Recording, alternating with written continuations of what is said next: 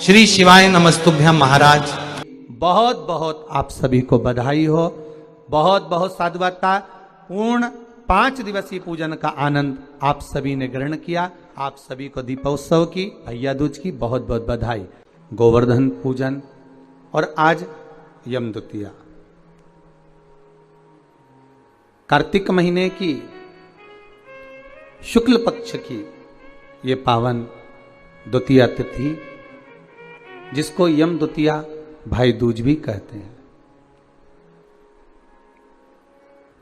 हिंदू धर्म के अनुसार बहन और भाई के प्रेम की उदारता को प्रकट करने वाली, वात्सल्यता को प्रकट करने वाली, प्रेम को दर्शाने वाली 2 त्योहार हिंदू धर्म में बहन और भाई के लिए प्रबल हैं महाराज।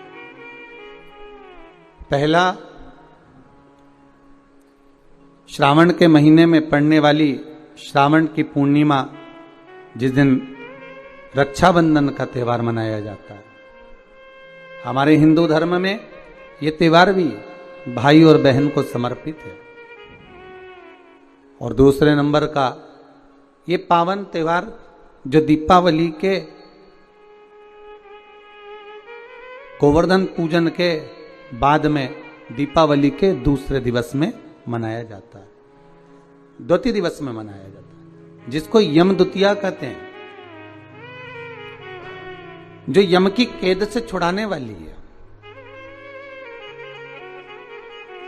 बहन और भाई का संबंध क्या है?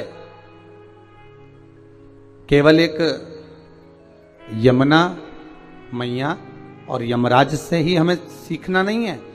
हमें भगवान ओघड़दानी, त्रिकालदर्शी, कैलाशी शिव और माता क्षिप्रिया से भी सीखना है।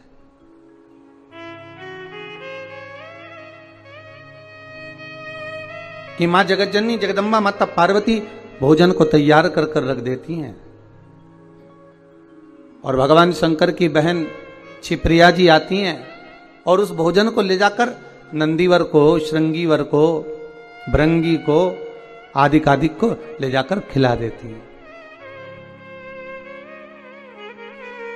अर्थात इसका मतलब यह नहीं है कि केवल ननंद भाभी को कष्ट दे रही है या ननंद भाभी को त्राण दे रही है या परेशान कर रही है। उसका मतलब यह नहीं है। उसका मतलब यह है कि हमारी भाभी अगर ननंद कोई शब्द कहती है, ननंद अगर कोई ताना देती है, ननंद अगर कोई कृत्य करती है, तो वो भाभी को बल प्रदान कर रही है कि हमारी भाभी में कितना बल है, कितनी प्रबलता है, कितनी प्रखरता है, कि वो किस कार्य में माता जगतजननी जगदम्बा माता पार्वती भोजन बनाकर रखती और माता क्षिप्रिया आती और भोजन ले जाकर नंदी को दे देती। मां फिर तैयार करके रखती, आती और भृंगी को दे देती। मां फिर भोजन तैयार करती, वो उठाती और श्रृंगी को दे देती। वो बारंबार भोजन बना रही हैं और बार बार माता क्षिप्रिया आकर उसको उठाकर नंदी, भृंगी, श्रृंगी को दे देती है। अर्थात इसमें परीक्षा नहीं है, इसमें माता पार्वती को बल प्रदान करना। अगर हमारे जीवन में थोड़ा सा कष्ट आता है, थोड़ी सी तकलीफ आती है, थोड़ा सा रोग आता है, थोड़ी सी बीमारी आती है, थोड़ा सा दुख आता है, तो ये ना समझिएगा कि ये हमको परेशान करने के लिए आया है। वो दुख, वो तकलीफ, वो कष्ट, वो रोग, वो बीमारी, जो भी हमारे जीवन में दुख आया है, वो हमको कुछ बल प्रदान करने के लिए आया है, हमें कुछ सिखाने के लिए आया है।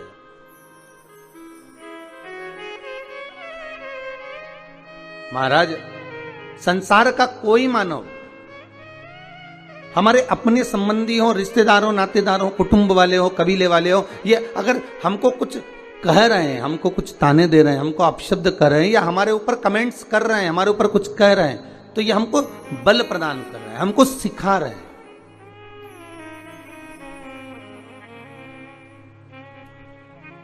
साइकिल चलाने वाला एक बच्चा बार बार गिरता है, फिर उठता है, फिर गिरता है, फिर उठता है, फिर गिरता है।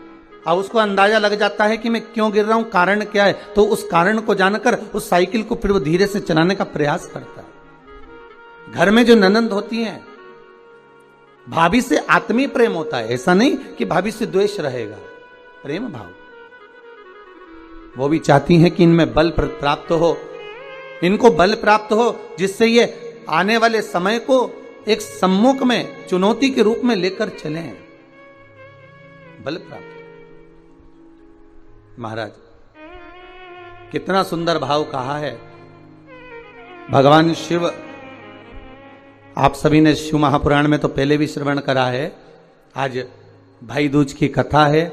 भैया दूज के अवसर पर यदि हम हमारे शंकर अवघड़दानी और उनकी बहन की बात ना करें तो शायद सारी अद्भुत जानकारी आपको इस वीडियो में हम देने वाले हैं। पर सबसे पहले हम आपसे कहेंगे कि आप हमारे चैनल को सब्सक्राइब कर दें।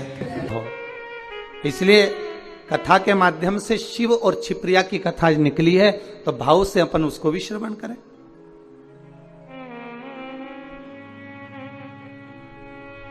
दूषण नाम के राक्षस ने जब चारों तरफ उपद्रव मचा दिया उज्जैनी में, और